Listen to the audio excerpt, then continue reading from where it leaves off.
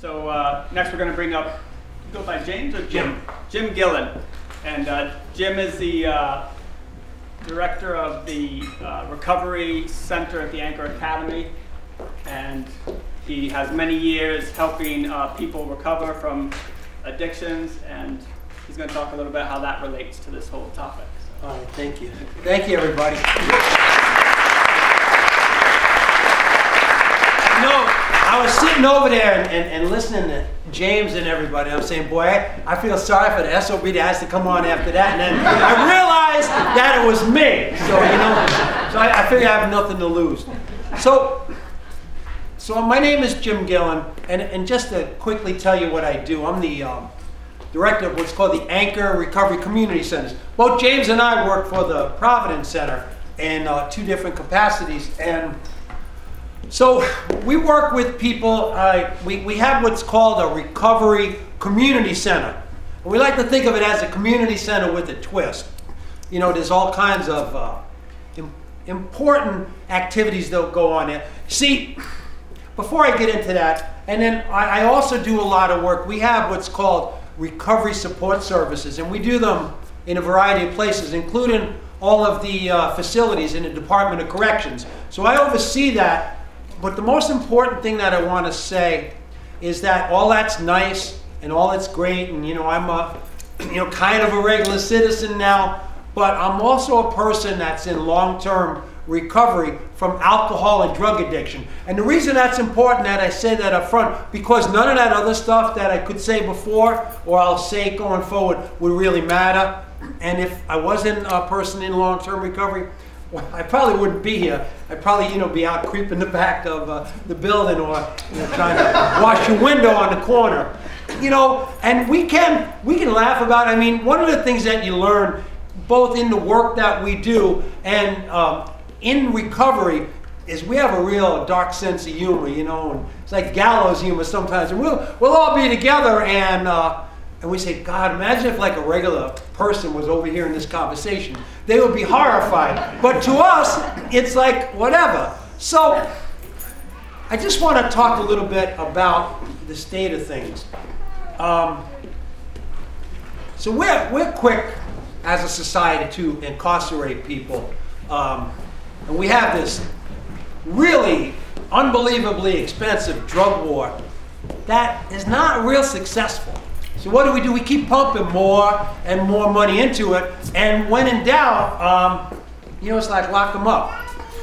There's so many. I was looking at some, and I was going to bring a PowerPoint and all. I'm really glad I didn't now. But it's about conversation, and it's important that you, especially the young folks, you have this conversation and bring this conversation forward. Because when we talk about our silence, we let other people define us, and that's the same. By our silence, we let others define us. And we need to speak up, and we need to go. And the reason I'll go out and I'll put myself out there and I'll say I'm a person in long-term recovery from alcohol and drug addiction. Because if I don't, people will say, he's a junkie, he's a drunk, he's a dirtbag, he's a custy.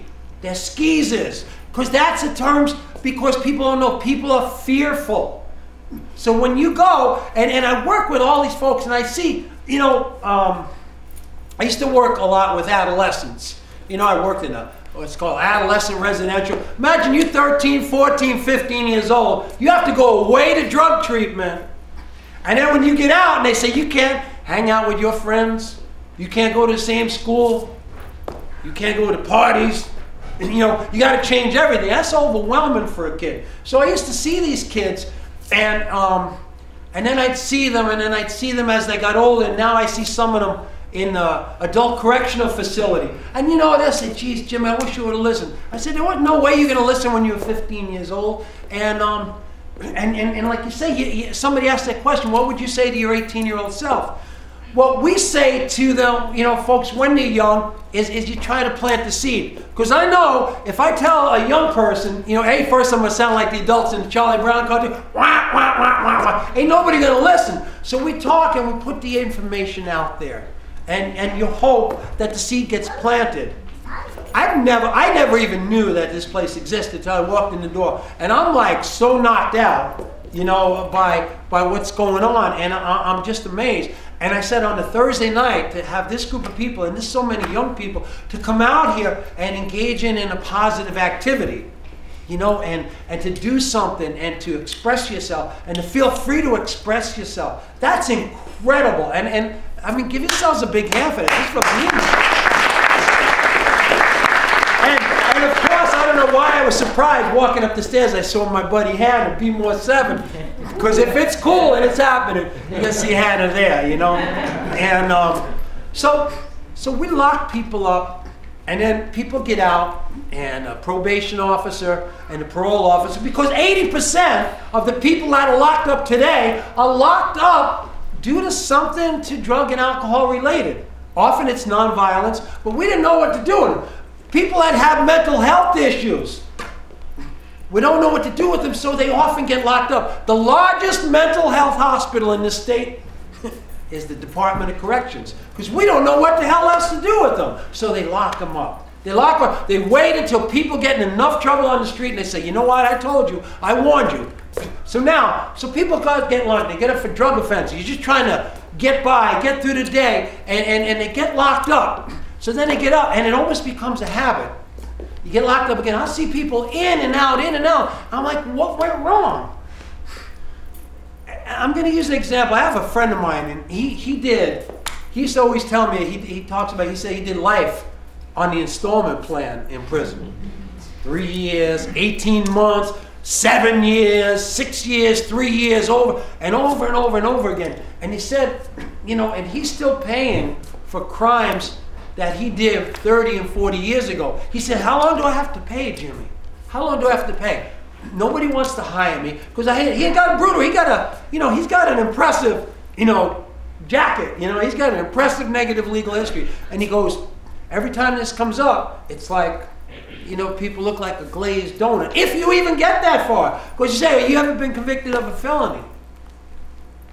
Yeah, oh, you know what, that job's been filled. And it's not so subtle, but, and people, so they say, so the probation officer and the parole officer says, you need to get a job, you need not to go back home, you need to have a place to live, and you need to go to an AA meeting or an NA meeting, and it's like, who's going to hire me? Where am I going to sleep tonight, and what happens is, so I'm going to go back, well, where am I going to go? I ain't got no money to get an apartment or to move, so I'm going to go back to what's familiar. I'm going to go back to my neighborhood. I'm going to go back to my family, as unhealthy as it may be. And I'm going to go back because what else am I going to do? And what we find in working in what we call recovery support services, we find that the key piece is to help folks to change the environment that they came from. There's an expression in 12-step groups. They say, if nothing changes, nothing changes. And I used to think when I was younger, when people used to say that to me, I said, well, that's stupid. What does that mean? But if nothing changes, nothing changes. But it changes hard, changes hard, and we're afraid, and people are out there, and I don't have the answers for them. Well, what am I going to do, Jim? How am I gonna change my life? And we see it. And I gotta be honest, the system, the legal system is getting better. It's a slow process because I used to go in, and I've been going, in and doing treatment and now recovery supports in the prisons for years. And I'd see a lot of the same faces, and the corrections officers, they used to be a lot harsher. They used to treat me like, I was a dirty ass drug dealer, coming in, and then I worked in methadone treatment, which is a form of opiate replacement therapy. And when I used to come in, the methadone guy is here, like I was a scummy drug dealer. And they'd yell and they'd make everything difficult, and you had to just sit there and shut up. There was no complaining to be had, and you just did it. You did it because you had to do it. So now, when we go in and it's a little better, there's a lot more treatment because we know that we need more treatment. We need more community supports for people, not more incarceration. It's easy to lock people up, and it's expensive, and that's not what's going to work, and I guess I didn't mean to get into a whole preaching mode. You know, maybe you guys would have been better for a broader PowerPoint. But that's it is, and that's what I see it every day. And I don't have answers for people. You know, I want to tell them, no, it's gonna be all right. It's gonna get better. How's that gonna happen, Jim? You know, and you gotta believe. Believe and want.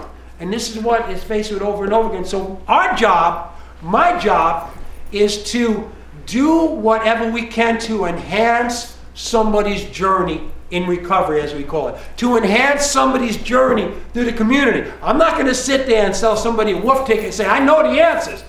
But let us work through it together. And let's try to break the barriers down. And that's important. And you, because I'm getting old, man, you guys are the future. You are the voice. You are the voice of the future. Plus, when I get real, you guys are going to have to take care of me, so you know. So, well, that wasn't real enthusiastic, so I'm on my own right now. Sorry. But the thing is, so we need to understand that. And we need to know that, you know, we can make a difference. We need to be united. About a week or so ago, we had every year we do a thing called Legislative Day, where, you know, and everybody go down to State House. We go down as the recovery community and talk about bills and talk about issues that are important to us. But we also let the lawmakers know that we vote. Like, I'll go in and I'll introduce myself. I say, my name is Jim Gillen. I'm from the Providence Center.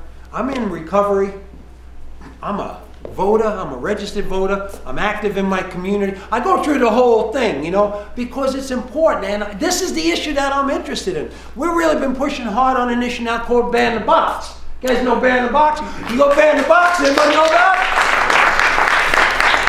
Because you don't want an employee to be able to say, you know, you have to write, have you ever been convicted of a felony, you know? And people would say, well, I didn't put anything. I figured they'd ask me. Or I put will explain. And, you know, it's like the kiss of death.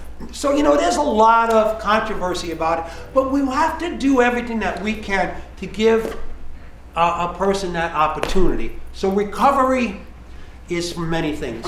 Recovery can be economic, because if you Google it, that's what comes up first. Recovery can be from alcohol and drugs.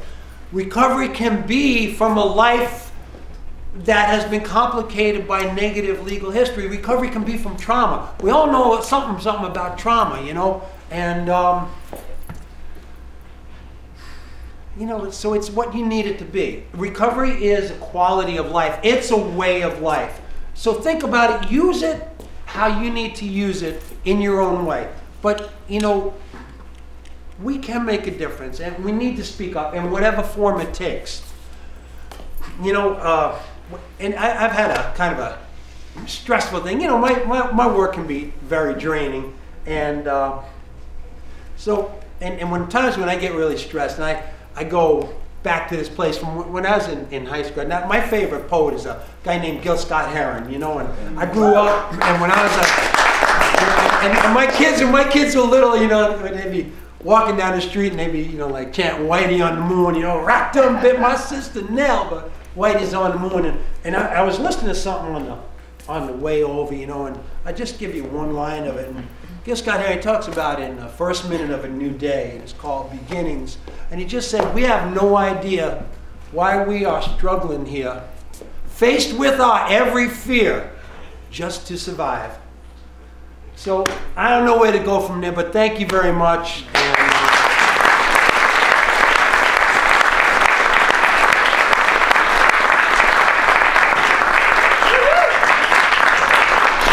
Thank you, Jim. I want to recognize our Congressman Cicilline, just came in.